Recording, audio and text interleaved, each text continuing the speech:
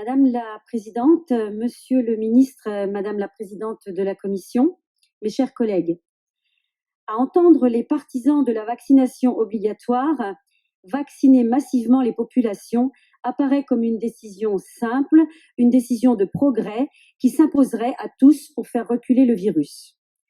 Et ceux qui osent douter, réfléchir et finalement faire un autre choix seraient d'obscurs complotistes.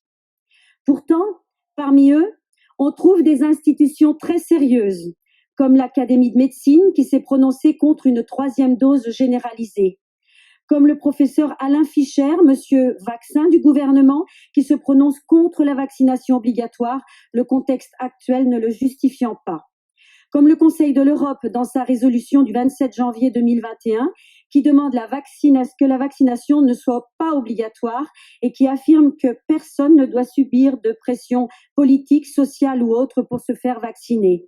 Récemment, 4 pays, la Finlande, la Suède, la Norvège et le Danemark, interdisent le vaccin Moderna pour les hommes jeunes en raison des risques courus. Ou encore les nombreux collectifs de chercheurs et de scientifiques qui expliquent leur refus du vaccin obligatoire. Enfin, la France a inscrit le principe de précaution dans sa constitution. Il est impossible légalement d'imposer un vaccin avec des produits expérimentaux qui nécessitent un consentement libre et éclairé. Je rappelle que les injections ARN messager sont toujours en phase 3 expérimentale et ce jusqu'en 2023. C'est une autorisation de mise sur le marché temporaire. Chers collègues, au-delà des institutions, nous sommes tous destinataires d'informations sourcées et de publications de qualité, d'études et de rapports français et internationaux. Dans les documents qui nous sont transmis, on nous alerte sur l'insuffisance des preuves concernant l'innocuité et l'efficacité des vaccins, sur la sécurité des injections, sur la transmission du virus ou encore sur les risques qui pèsent sur la vaccination des jeunes, des enfants, sur les sujets souffrant de pathologies graves ou sur les femmes enceintes. On nous alerte aussi sur les dégâts psychiques des injonctions sanitaires.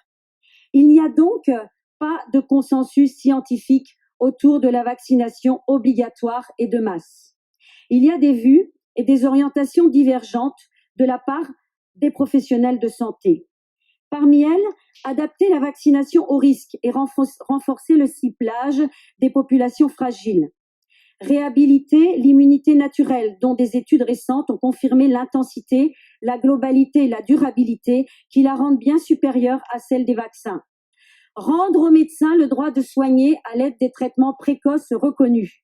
Ce sont eux qui connaissent le mieux l'état de santé de leurs patients. Mettre à disposition les données scientifiques et statistiques aux spécialistes de la pharmacovigilance, les universitaires, les virologues, les généticiens ou les immunologistes. Au vu de tous ces éléments, nous, parlementaires, chers collègues, quelle légitimité aurions-nous à rester sourds à d'autres arguments pour garantir la santé de nos citoyens? Comment pourrions-nous nous contenter d'une seule doctrine sur la situation?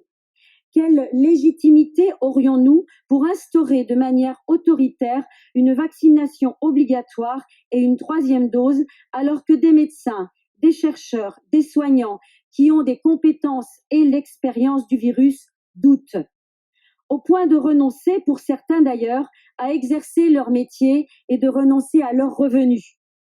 Chers collègues, nous avons besoin d'un débat contradictoire, d'où pourront naître des lois équilibrées et respectées. Il nous faut ouvrir ce débat et le nourrir d'une information loyale, transparente et indépendante. Si le gouvernement est convaincu et sûr de lui sur tous ces sujets, alors ouvrons le dialogue.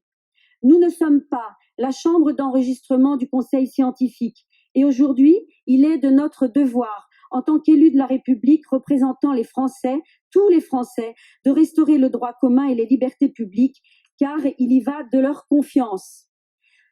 À cet instant où l'épidémie nous offre une accalmie, où le taux de vaccination de la population française a atteint des niveaux élevés, il est temps de renoncer à la vaccination obligatoire. Il est temps de renoncer à la 3e dose.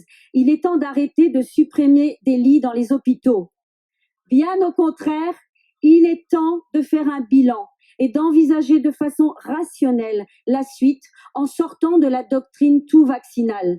Plutôt que de gouverner par la peur et par le contrôle, il serait bon d'agir avec calme et raison. Vous l'aurez compris, mes chers collègues, je voterai contre cette proposition de loi. Merci. Très bien.